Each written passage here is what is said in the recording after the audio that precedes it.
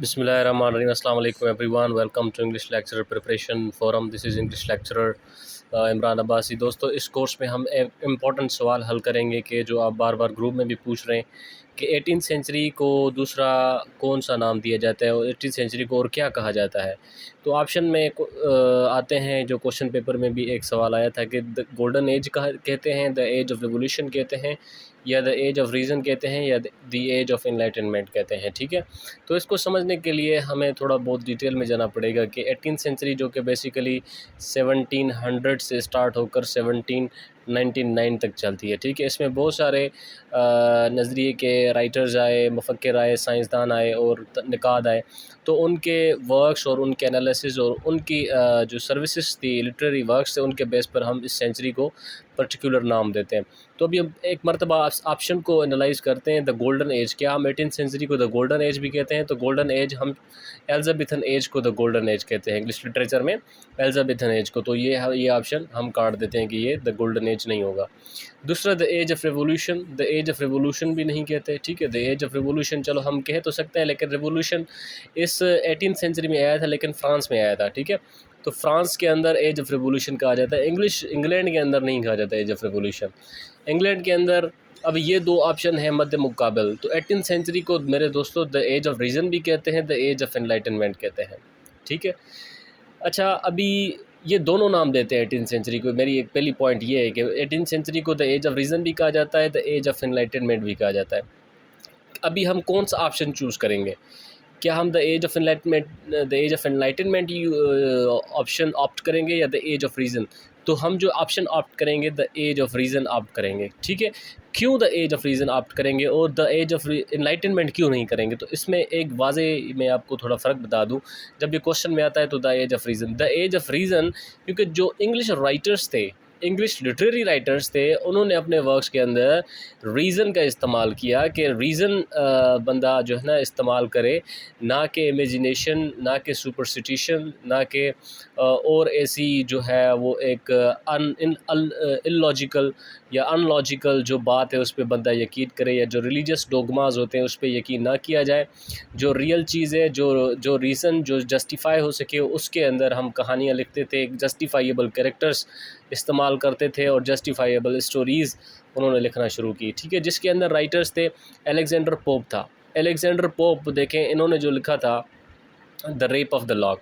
The rape of the lock के अंदर एक ऐसी कहानी थी जो डूएबल थी, जो रियलिज़म के साथ मिलती। चलो उसमें हम कहते हैं कि भाई सुपर नेचुरल एलिमेंट्स तो थे, लेकिन वो डूएबल था। लेकिन अगर हम बरक्स देखें, रियल जो एपिक्स थे, ये इन्होंने तो मॉक एपिक लिखी ना अलेक्जेंडर पोप ने, जो रियल एपिक थी उसमें एक ऐसा हीरो था जिसमें जो है ना वो सुपर ह्यूमन कैरेक्टरिस्टिक्स यानी क्वालिटीज़ होती थी, जो कि एक रियल बात नहीं जानी जाती थी। तो उसमें रीज़न की कमी होती थी।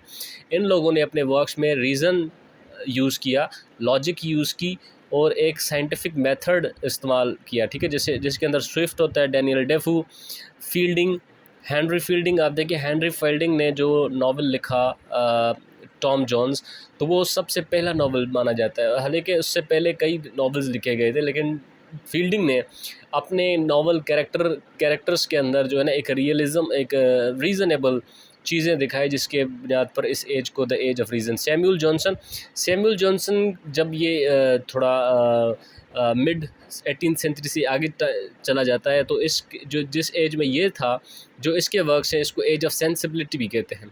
एज ऑफ सेंसिबिलिटी का ये मकसद होता है कि इस एज में एक ऐसा बिलीफ आगे आया कि जिसके मुताबिक ना फ़कत रीज़न, ना फ़कत मॉरल जो कानून है, जो मैन मेड कानून है, ना कि वो, बल्कि इंसान का जो अंदर है, इंसान की जो इनर फीलिंग्स है, इंस्टिंक्टिव्स हैं, वो भी हमें बताती हैं कि क्या चीज़ अच्छी है, क्या चीज़ बुरी है। मॉरल जिसे रूल्स कहते हैं, मॉरल वैल्यूज़ कहते हैं। ठीक है, तो अभी मैं आपको थोड़ा आइडियाज़ ऑफ इनलाइटनमेंट के अंदर कौन सी चीज़ें आती हैं।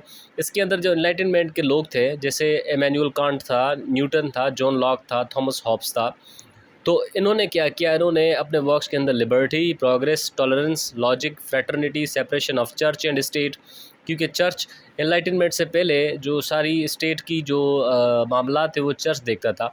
तो अभी इन्होंने कहा कि भाई चर्च को हम सेपरेट करते हैं, चर्च का काम सिर्फ इबादत करना है। ठीक है, चर्च का सिर्फ स्पिरिचुअल्स काम है, लेकिन जो दुनियादारी के काम है वो स्टेट खुद ही निभाएगी उसको।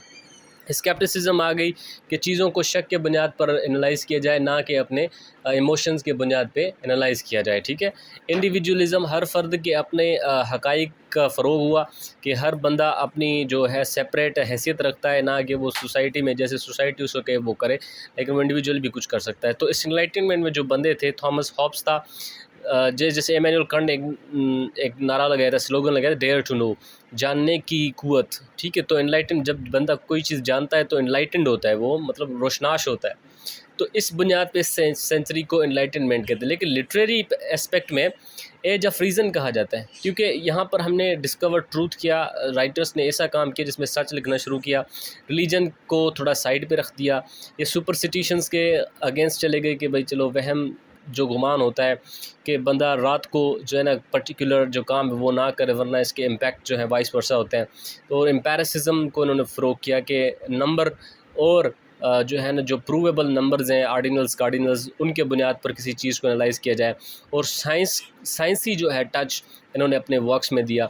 इसी बुनियाद पर, इन राइटर्स के काम के बुनियाद पर और इन्हीं कैरेक्टरिस्टिक्स के बुनियाद पर इस एज को द एज ऑफ रीज़न कहा जाता है लिटरेरी फील्ड में। हालांकि जर्नल फील्ड में ये एज ऑफ एनलाइटनमेंट है। तो इसको हम इंग्लिश लिटरेचर के अंदर 18th सेंचुरी को एज ऑफ रीज़न कहा जाता है, ठीक है। Thank you so much for watching, और इस चैनल को सब्सक्राइब ज़रूर करें एंड शेयर भी करें। Thank you so much for watching.